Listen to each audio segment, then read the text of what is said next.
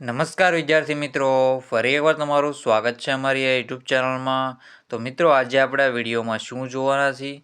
તો આજે આપણે આ વિડીયોમાં ગુજરાત માધ્યમિક અને ઉચ્ચતર માધ્યમિક શિક્ષણ બોર્ડ ગાંધીનગર દ્વારા જે ગુજરાત માધ્યમિક અને ઉચ્ચતર માધ્યમિક શિક્ષણ બોર્ડ ગાંધીનગર દ્વારા જે ધોરણ 10નું ગુજરાતી વિષયનું પેપર સોલ્યુશન આપણે જોઈએ તો F1 એટલે કે ફર્સ્ટ લેંગ્વેજનું લેવાનું છે. પ્રશ્ન બેંક છે 5 જાન્યુઆરી 2025, તારીખ છે 9/1/2025. તો સાહિત્યનું આપણે સોલ્યુશન જોવાના છે. તેમાં સમાવિષ્ટ પ્રકરણમાં જો આવી રીતે રહેશે 18, 19, 20, 21, 22 અને 23 અલંકાર, છંદ, વિચાર વિસ્તાર અને અહેવાલ કરાવે છે. તો સાહિત્ય તમારે પૂરેપૂરું પેપર સોલ્યુશન જોવાનું રહેશે. ચેનલમાં નવા હોય તો ચેનલને સબસ્ક્રાઇબ કરી લેજો અને આની PDF જોતી હોય તો આપણી Telegram channel one education Gujarat અને વોટ્સઅપ ચેનલ વન એજ્યુકેશન ગુજરાતની લિંક તમને ડિસ્ક્રિપ્શનમાંથી મળી જશે, ત્યાં તમે જોઈન કરી લેજો. તો આપણે સોલ્યુશન સ્ટાર્ટ કરી દઈએ. તો આ બધી માહિતી તમે વાંચી લેજો. વિભાગ એ છે કવિ, લેખક અને કૃતિ, પાત્ર, ઉક્તિ, સાહિત્ય પ્રકાર અંગે પરિચય મેળવે છે અને આપે છે. તો પહેલું છે નીચેના જોડકા યોગ્ય રીતે જોડીને ફરીથી લખો ગમે તે એક. તો નીચેના જોડકા યોગ્ય રીતે જોડી ફરીથી લખવાના છે. તો કૃતિ અને વિશેષતા છે. તો પહેલું છે એમાં ભૂખતીય ભૂંડી ભીખ. તો ભૂખતીય ભૂંડી ભીખ એમાં શું આવશે? તો એમાં આપણો જવાબ રહેશે વિશેષતા. આપણે જોઈએ તો એમાં દુષ્કાળનું વિશેષતા રહેલી છે. એક બપોરે, તો એક બપોરે એમાં આપણો જવાબ શું રહેશે? તેમાં આપણો જવાબ રહેશે આમાં વેદના રહેલી છે. શું રહેલી છે? વેદના. કવિની વેદના રહેલી છે. જે રાવજી પટેલ જે એક બપોરે કવિના લેખક છે તેમની વેદના રહેલી છે. વિરલ વિભૂતિ, તો વિરલ વિભૂતિ એક ઉત્સવ રહેલો છે. શું છે? ઉત્સવ રહેલો છે કે વ્યક્તિત્વ? તેમાં જવાબ આવશે વ્યક્તિત્વ રહેલું છે. ભૂખતીય ભૂંડી ભીખ તો દુષ્કાળ, એક બપોરે તો વેદના, વિરલ વિભૂતિ તો વ્યક્તિત્વ. આગળના ક્વેશ્ચન સાહિત્ય આપણે જોઈ લઈએ. પછી છે અથવામાં પેલું છે ચાંદલિયો, હિમાલયમાં એક સાહસ અને લઘુ કાવ્ય. તો ચાંદલિયોમાં જવાબ શું આવશે? દેશ દીપક દુર્લભ. પછી કે મારા ખેતરને શેઢેથી, સદૈવ તુલસી રહ્યો ગિરી હિમોતણી શાંતિની, અને નણંદ મારી વાડી માયલી વ્યર્થ. તેમાં આપણો શું જવાબ આવશે? અહીંયા આ આપણો જવાબ આવશે. જો અહીંથી ચાંદલિયો તો નણંદ મારી વાડી માયલી વેલ્ય. તેમાં અહીંયા એ જવાબ રહેશે. પછી છે હિમાલયમાં એક સાહસ, તો હિમાલયમાં એક સાહસમાં જવાબ આવશે સદૈવ તલસી રહ્યો ગિણીતણી હિમાલય શાંતિથી. તો હા એમાં જવાબ આવશે. અને લઘુ કાવ્યમાં આવશે દેશ દીપક અને દુર્લભ. તો આવી રીતે તમારે જવાબ આના ટીક કરી લેવાના રહેશે. પછી આગળના ક્વેશ્ચન છે. પછી આગળના ક્વેશ્ચન આપણે જોઈ લઈએ. તો એમાં આપણે જોઈએ તો સાહિત્ય પ્રકાર અને સાહિત્ય કૃતિનું આપવામાં આવેલું છે. તો સાહિત્ય પ્રકારમાં આપણે જોઈએ તો પન્નાલાલ પટેલ છે, રાવજી પટેલ છે અને આત્મપ્રીત અપૂર્વજી છે. તેમાં પહેલો જવાબ આવશે પન્નાલાલ પટેલ. તો ભૂખતીય ભૂંડી ભીખ. તેમાં શું જવાબ આવશે? ભૂખતીય ભૂંડી ભીખ. તો પહેલાનો જવાબ આવશે ડ, ભૂખતીય ભૂંડી ભીખ. બીજા નંબર છે રાવજી પટેલ. તો રાવજી પટેલ છે એમાં આપણું કોણ કેના લેખક છે?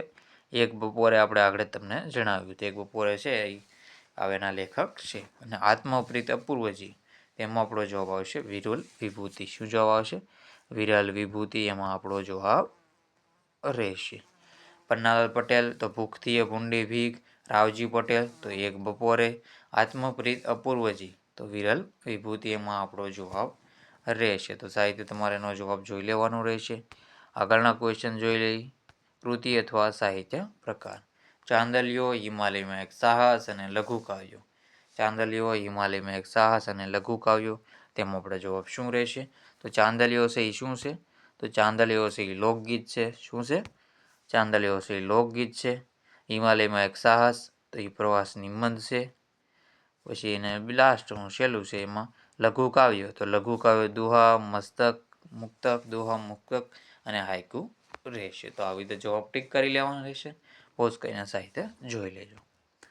પછી છે મૂળ સંગ્રહ અથવા સાહિત્ય કૃતિ. માનવીની ભવાઈ. તો માનવીની ભવાઈ તેમાં આપણો જવાબ શું રહેશે? તો માનવીની ભવાઈમાં આપણો જવાબ રહેશે ભૂખતીય ભૂંડી ભીખ.